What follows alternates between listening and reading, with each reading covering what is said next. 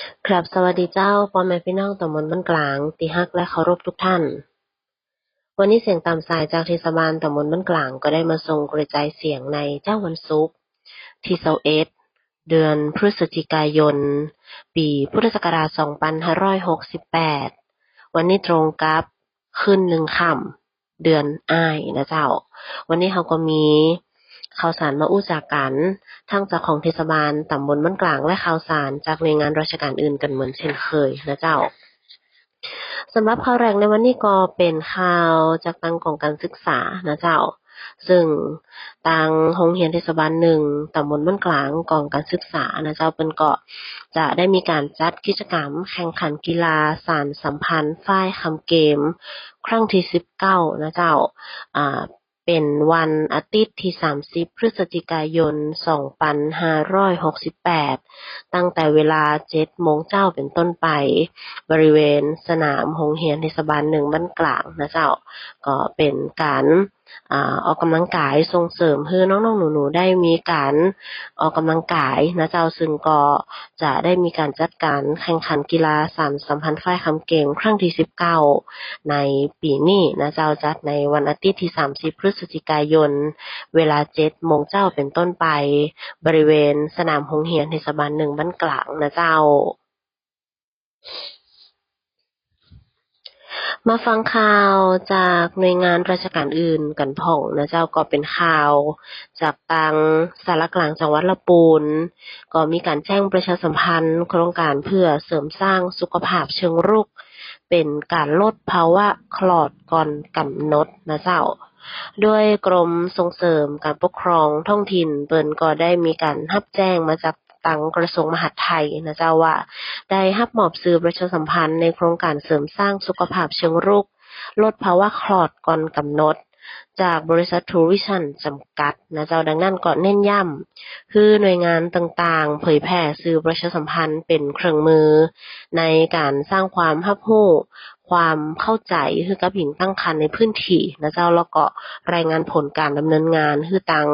กระทรวงมหาดไทยได้รับทราบนะเจ้าซึ่งตังจังหวัดลำพูนเอง ก็ได้มีการขอความร่วมมือมาทางองค์กรปกครองส่วนท้องถิ่นทุกแห่งนะเจ้าในเรื่องของการเผยแพร่สื่อประชาสัมพันธ์ผ่านทางช่องทางออนไลน์นะเจ้าหรือว่าทางบอร์ดประชาสัมพันธ์ต่างๆในสถานที่ให้บริการประชาชนในทุกพื้นที่นะเจ้าอย่างเช่นบริเวณโรงพยาบาลส่งเสริมสุขภาพตำบลสถานพยาบาลสถานศึกษาศูนย์การเรียนรู้ในสังกัดนะจะรวมจนถึงในพื้นที่อื่นๆที่เกี่ยวข้องแล้วก็เหมาะสมนะเจ้าซึ่งสื่อประชาสัมพันธ์ที่ทางบริษัท True Vision เพิ่นได้มีการจัดทำขึ้นมาก็ได้มีการแจ้งประชาสัมพันธ์ในหลายเรื่องด้วยกันเกี่ยวกับการเสริมสร้างสุขภาพเชิงรุกแล้วก็ลดภาวะคลอดก่อนกำหนดนะเจ้าอย่างเช่นเรื่องของอันตรายของการคลอดก่อนกำหนดการฝากครรภ์เร็วปลอดภัยกว่านะเจ้าชีวิตลูกที่อยู่ในมือแม่แล้วก็แถมเรื่องหนึ่งก็คือสัญญาณเตือนคลอดก่อนกำหนดนั่นเองนะเจ้าท่านไหนที่สนใจก็สามารถไปรับฟัง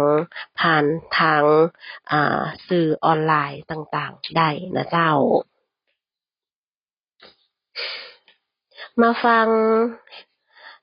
ประกาศจากกรมการจัดหางานกันพ่องนะเจ้าในเรื่องของการรับสมัครคนหางานเพื่อไปทำงานในประเทศแคนาดากับนายจ้างบริษัท Truly Green Farm นะเจ้า ด้วยกรมการจัดหางานได้มีการรับการประสานมาจากทางกระทรวงการต่างประเทศคือดำเนินการจัดหาคนงานไปทำงานในประเทศแคนาดากับนายจ้างบริษัท Truly Green Farm นะเจ้าซึ่งก็เป็นบริษัทซึ่งประกอบกิจการการปลูกมะเขือเทศการปลูกพริกหวานในระบบกรีนเฮาส์แบบครบวงจรนะเจ้าซึ่งก็ตั้งอยู่ที่ประเทศแคนาดานะเจ้าซึ่ง ตำแหน่งที่ต้องการในตอนนี้นะเจ้าก็คือตำแหน่งคนงานฟาร์มทั่วไปจำนวน20อัตราโดยกันนะเจ้าซึ่งเปิดรับสมัคร ในวันที่21พฤศจิกายนก็คือวันนี้นะเจ้าแล้วก็เปิดรับสมัครวันเดียวเท่านั้นตั้งแต่เวลาเที่ยงคืนจนถึง4โมงแลงนะเจ้าดังนั้นเป็นการสมัครโดยรัฐจัดส่งเท่านั้นจะบ่มีค่าใช้จ่ายใดๆจะบ่มีค่าบริการใดๆนะเจ้าดังนั้นก็โปรดระมัดระวังในเรื่องของการแอบอ้างจากบรรดามิจฉาชีพต่างๆโดยนะเจ้าในเรื่องที่จะมีการช่วยเหลือไปทำงานในต่างประเทศดังนั้นบ่เสียค่าใช้จ่าย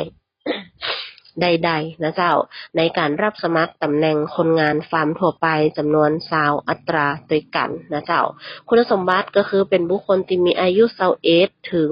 45ปีเพศชายส่วนสูง165เซนติเมตรขึ้นไปเพศหญิงส่วนสูง155เซนติเมตรขึ้นไปนะเจ้าผู้ใดมีประสบการณ์ในฟาร์มหรือว่าการทำงานในเรือนกระจกจะได้รับการพิจารณาเป็นพิเศษนะเจ้าซึ่งหน้าที่หลักๆในการทำงานในฟาร์มก็คือดูแลเก็บเกี่ยวเฝ้าระวังวัชพืชศัตรูพืชแล้วก็การใส่ปุ๋ยนะเจ้าดังนั้นท่านไหนอยากจะสอบถามข้อมูลหรือว่ารายละเอียดเพิ่มเติมนะเจ้าก็สามารถติดต่อไปได้ที่หมายเลขโทรศัพท์02-245-1034นะเจ้าหรือว่าทางเว็บไซต์ www.doe.go.th www.doe.go.th นะเจ้า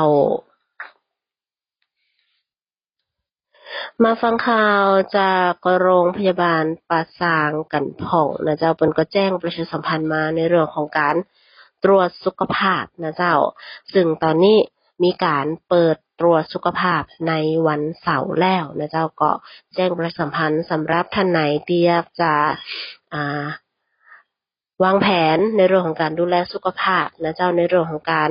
คัดกรองโรคได้ตั้งแต่ในระยะเริ่มต้นก็จะทำให้เฮาป้องกันโรคร้ายที่อาจจะเกิดขึ้นก่อนที่จะสายเกินไปนะเจ้า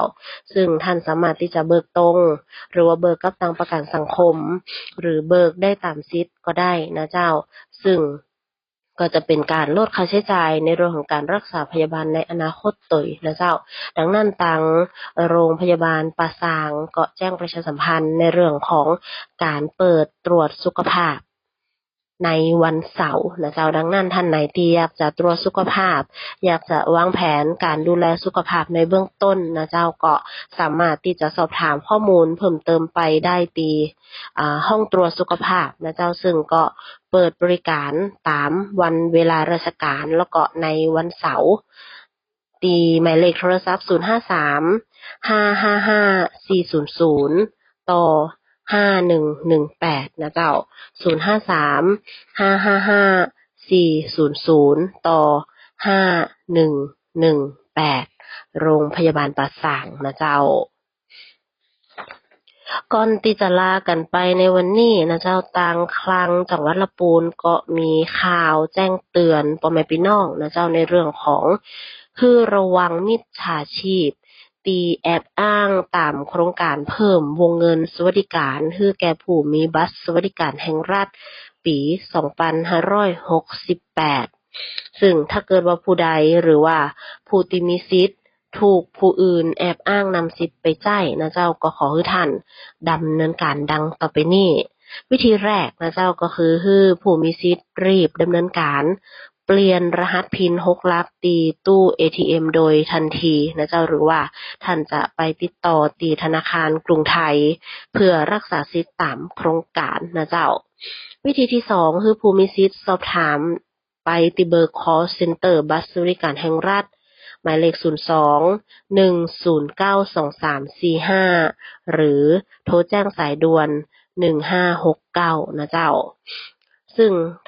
หากท่านพบการกระทำความผิดจะมีการระงับแอปพลิเคชันถุงเงินแล้วก็ยกเลิกการเข้าร่วมเป็นร้านธงฟ้าของร้านค้าทันทีนะเจ้า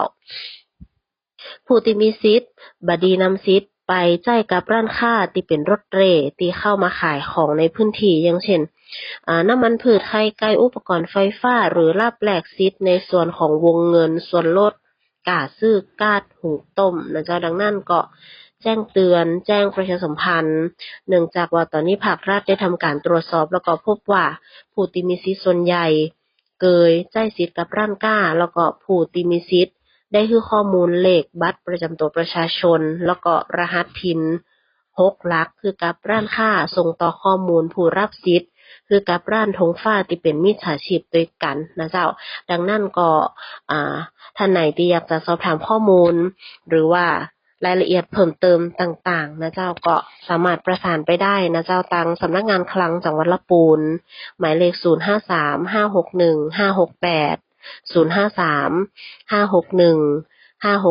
0535615568ในวันแล้วก็เวลาราชการนะเจ้าสำหรับวันนี้เวลาเสียงตามสายจากเทศบาลตำบลบ้านกลางก็ได้หมดลงแล้ว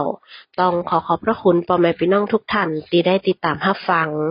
วันนี้ข้าเจ้านางสาวพิมพิสาทาเจ้าผู้ประกาศก็ต้องขอลาไปก่อนป้ากันได้ใหม่ในวันจันทร์นะเจ้าสำหรับวันนี้สวัสดีเจ้า